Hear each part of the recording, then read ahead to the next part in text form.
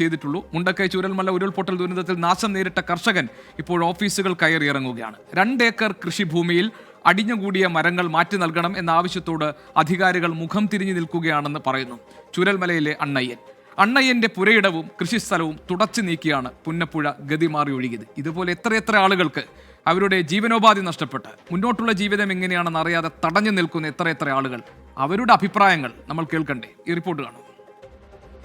ചൂരൽമല മുണ്ടക്കൈ ഉരുൾപൊട്ടൽ ദുരന്തത്തിൽ ഏറ്റവും അധികം നാശനഷ്ടം സംഭവിച്ച ആളുകളിൽ ഒരാളാണ് അണ്ണയ്യൻ. ചൂരൽമല സ്വദേശിയാണ്. അദ്ദേഹത്തിൻ്റെ 2 ഏക്കർ തോട്ടം, 4 കടമുറി, ഒപ്പം തന്നെ വീടും നഷ്ടപ്പെടുന്ന അവസ്ഥയാണ് ഉണ്ടായത്. ഈ ഉരുൾപൊട്ടി ഒലിച്ച പുഴ ഗതിമാറി ഒഴുകി അണ്ണയ്യൻ്റെ തോട്ടം ഉൾപ്പെടെ പൂർണ്ണമായും തകർക്കുന്ന അവസ്ഥയാണ് ഉണ്ടായത്. അതിൽ പൂർണ്ണമായും മരങ്ങൾ അടിഞ്ഞുകൂടി കിടക്കുന്ന ഒരവസ്ഥയുണ്ട്. കളക്ട്രേറ്റിൽ വെച്ച് അണ്ണയ്യനെ ഞങ്ങൾ കണ്ടുമുട്ടി. എന്തിനാണ് കളക്ട്രേറ്റിൽ വീണ്ടും വന്നത്? കളക്ട്രേറ്റിൽ എൻ്റെ മരങ്ങൾ മാറ്റിത്തരുന്നതിന് വേണ്ടി ഞാൻ അപേക്ഷ കൊടുത്തിട്ടുണ്ടായിരുന്നു. 1 മാസം മുന്നേ ഞാൻ കൊടുത്തിട്ടുണ്ടായിരുന്നു. എന്നിട്ട് അദാലത്തിലും അദാലത്തിൽ കൊടുത്തപ്പോൾ മന്ത്രിൻ്റെ മുന്നിൽ വെച്ചിട്ട് എന്നെ വിളിച്ച് ചർച്ച ചെയ്തപ്പോൾ അസിസ്റ്റന്റ് കളക്ടർ പറയാൻ നിങ്ങൾ പൈസ കൊടുത്ത് മാറ്റിയിട്ട് ഫോറസ്റ്റ് കൊണ്ടിടാൻ. ഞാൻ ഇങ്ങനെ പരിപൂർണമായി നഷ്ടപ്പെട്ട ഒരു വ്യക്തി എന്നോട് മാറ്റിക്കൊണ്ടിടുന്നു പറഞ്ഞപ്പോൾ മിനിസ്റ്റർ പറഞ്ഞു അയാളോട് അങ്ങനെ പറയരുത്, അയാൾ മൊത്തം പോയൊരു വ്യക്തിയല്ല എന്ന് വെച്ച്. അപ്പോൾ ഉദ്യോഗസ്ഥന്മാരൊക്കെ പറഞ്ഞു അയാളെല്ലാം പോയൊരു വ്യക്തിയാണ്, അയാളങ്ങനെ ചെയ്യാന്ന് പറഞ്ഞാൽ ബുദ്ധിമുട്ടുണ്ട് പറഞ്ഞു. അപ്പോൾ അസിസ്റ്റന്റ് കളക്ടർ പറയാം അയാൾ മാറ്റിയിട്ട് കൊണ്ടുപോയിട്ട് ഫോറസ്റ്റ് കൊണ്ടിടാൻ വേണ്ടിയിട്ട് എന്നോട് പറഞ്ഞു. JCB വെച്ചിട്ട് എന്നോട് മാറ്റാൻ. ഞാൻ പറഞ്ഞു അതിന് എന്നെ കൊണ്ട് പറ്റൂല എന്ന് പറഞ്ഞു. 2 ഏക്കർ തോട്ടം, ഒരു വീട്, 4 കടമുറി, വീട്ടിൽ കുറച്ച് കാപ്പിയുണ്ട്, കാപ്പിയും നഷ്ടപ്പെട്ടു. എല്ലാം നഷ്ടപ്പെട്ട ഒരു വ്യക്തിയാണ് ഞാൻ. വെള്ളാർമല വില്ലേജിൽ ഏറ്റവും നല്ലൊരു കൃഷിത്തോട്ടമായിരുന്നു എൻ്റെ.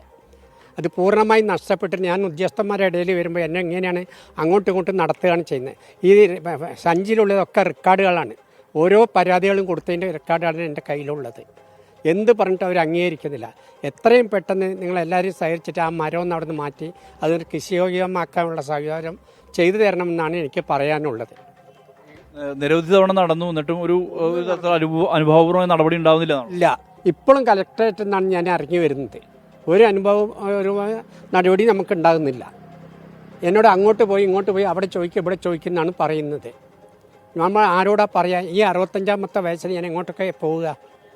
അതേപോലെ മൈക്രോ പ്ലാനിൽ കൊടുത്തതിൽ അതിലും എൻ്റെ പേരില്ല. പേരുണ്ട്, പക്ഷേ ഞാൻ എഴുതി കൊടുത്ത സാധനങ്ങളൊന്നും അതിൽ വന്നിട്ടില്ല. ഇന്നലെ കുറേ ആൾക്കാർക്ക് സാധനം കൊടുത്തു. ഞാൻ കുറച്ച് ആയുധങ്ങളാണ് അവർക്ക് ആവശ്യപ്പെട്ടത് അവിടെ ജോലി ചെയ്യാൻ വേണ്ടിയിട്ട്. എൻ്റെ പേര് അതിലില്ല. ഇന്ന് ഞാൻ അവിടേക്ക് മൈക്രോ പ്ലാനിൻ്റെ പ്ലാനിനെ ഉൾപ്പെടുത്താൻ വേണ്ടി ഞാൻ വന്നതാണ്. അപ്പോൾ അവിടെ ഒന്നും ഉദ്യോഗസ്ഥന്മാരെ എനിക്ക് കാണാൻ പറ്റിയിട്ടില്ല. ഇപ്പോൾ ഈ സ്ഥലം എത്രമാത്രം മരങ്ങൾ അടിഞ്ഞുകൂടിയുണ്ട്? ഒരുപാട് മരങ്ങൾ. ഒരു ചുരുങ്ങിയത് 2-2.5 ലക്ഷം റുപ്യ അല്ലെങ്കിൽ 3 ലക്ഷം റുപ്യ ചിലവുണ്ട് അത് മാറ്റണമെങ്കിൽ.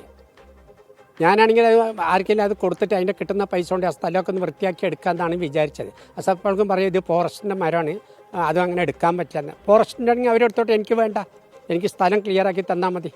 അവരെവിടെ കൊണ്ടുപോയിട്ട് എനിക്ക് സ്ഥലം ക്ലിയറാക്കി തരണം. 55 ബോഡി എടുത്ത സ്ഥലമാണ് അത്. ഏറ്റവും കൂടുതൽ നാശനഷ്ടം വന്നത് എനിക്കാണ് അവിടെ. നമ്മൾ ആര് പറഞ്ഞിട്ടും അത് അംഗീകരിക്കുന്നില്ല. എന്തായാലും ഈ അണ്ണയ്യൻ പറയുന്നത് ഈ ദുരന്തബാധിതരോട് ഉദ്യോഗസ്ഥരുടെ സമീപനം സംബന്ധിച്ചുള്ള ചില ആക്ഷേപങ്ങൾ, അത്തരത്തിലുള്ള ആക്ഷേപങ്ങൾ കൂടിയാണ് ഉയരുന്നത്. എന്തായാലും ഉന്നത അധികാരികൾ ഇത് ശ്രദ്ധിക്കണം, ഈ വിഷയത്തിൽ ഒരു നടപടി ഉണ്ടാകണമെന്നുള്ളതാണ് ഉയരുന്ന ആവശ്യം. മനു ദാമോദരനൊപ്പം സുർജിത് അയ്യപ്പത്ത്, 24 വയനാട്.